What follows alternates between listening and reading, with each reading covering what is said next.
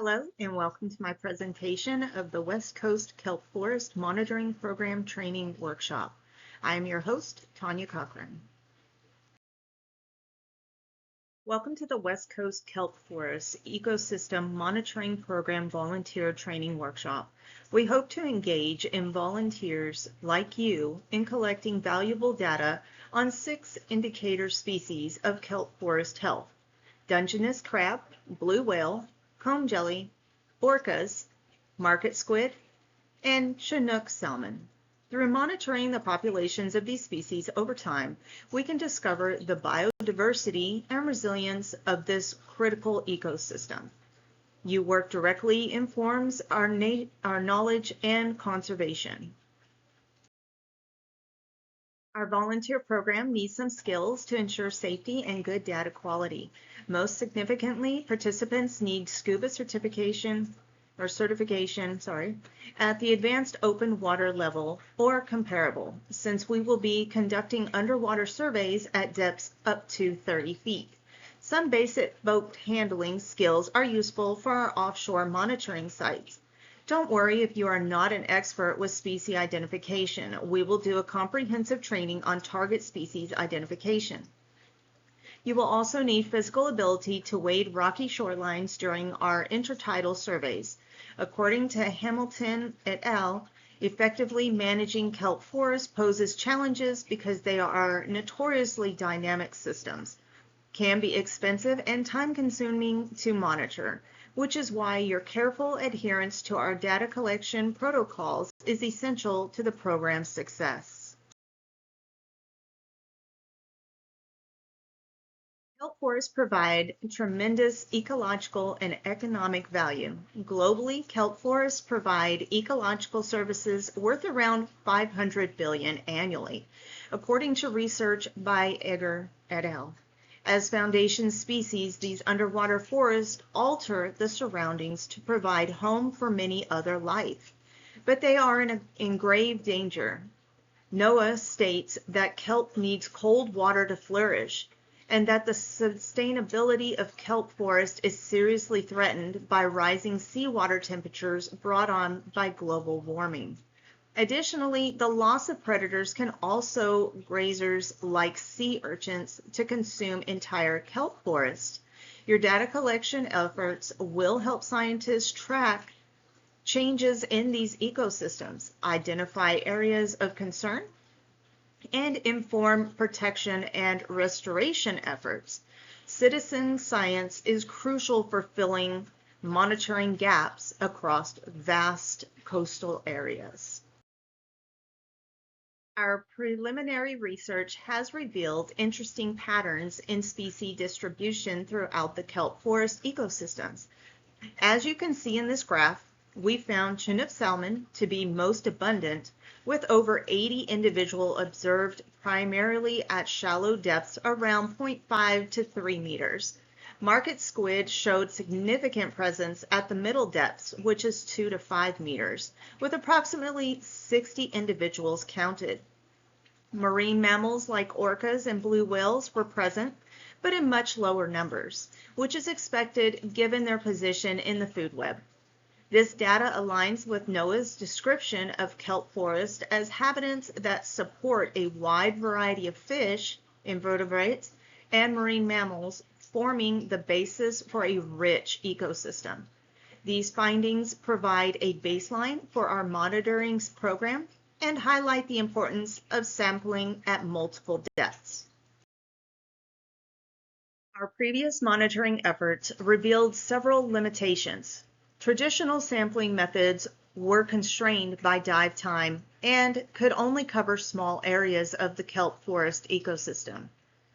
Miller highlighted that when we sample at only one depth, we miss critical species distribution patterns, which was evident in our data showing Chinook salmon concentrating at the shallow depths, while market squid preferred the mid-depths. Our manual quadrant methods were reliable but extremely time-consuming. As stated by Eager, monitoring changes across extensive kelp forest, which require more frequent monitoring than we were able to carry on. with our limited team, especially with the additional constraints from weather and visibility further limiting our sampling opportunities. These obstacles caused us to change our strategies. Following our research and as of current research, we have changed our approach in several ways. First, our new protocol samples multi-depths because our data demonstrated that there were different species at various depths. Glennie recommended stratified sampling methods as a better way to get population estimates for mobile marine species. We are using a stratified random sampling design, which Hamilton recommended for detecting changes in dynamic kelp forest systems to have better statistical power. By recruiting citizen scientists, we can greatly increase our geographic and temporal scope. Our standardized data sheets resolve the inconsistency problems that we encountered in earlier collection efforts, so that all observers report variables in the same way.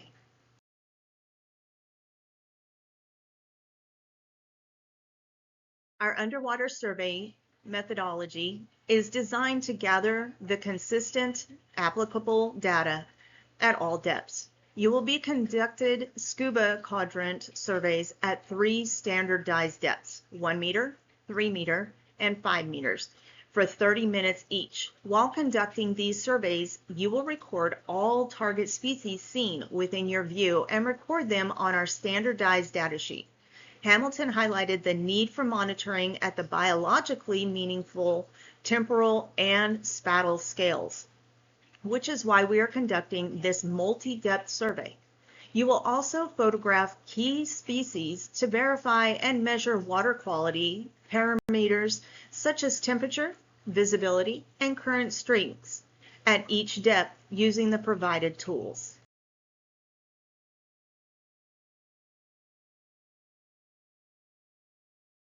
We will supply all volunteers with all the necessary equipment for accurate data capture. Each team will receive underwater cameras for species record and waterproof data sheets on dive slates. You will use digital thermometers to record water temperature and CG discs to measure visibility at each depth, both important factors for species distribution. According to NOAA Fisheries, water temperature especially affects kelp growth and survival. GPS devices will allow for your exact location of survey points, allowing us to monitor changes at particular sites over the years. After completing your survey, you can upload your observations straight away using our mobile app, which runs offline and syncs on return to shore. Our data sheet is created for fast and accurate recording even in the toughest underwater environments. Start by filling in the header section with date, time, location, and environmental conditions including weather, tide state, and visibility of the water. For each species noted, count in appropriate depth column. Miller suggested that recording observation times is important when working with mobile marine species, so please record the exact time of each survey section.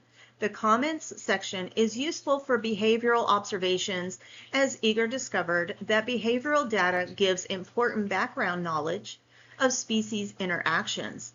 Upon completion of your survey, submit both physical data sheet and digital photos in our database. Your volunteer data will help support a wide system spanning the entire West Coast kelp forest ecosystem. By gathering similar information across many sites, we can monitor population changes over time and over large regions.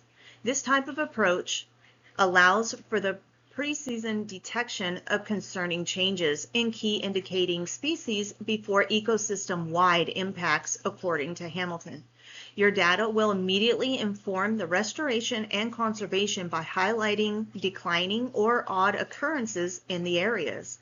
As cited by Eager, assembling this kind of information facilitates the development of a kelp forest health index that defines ecosystem values and monitors changes over time.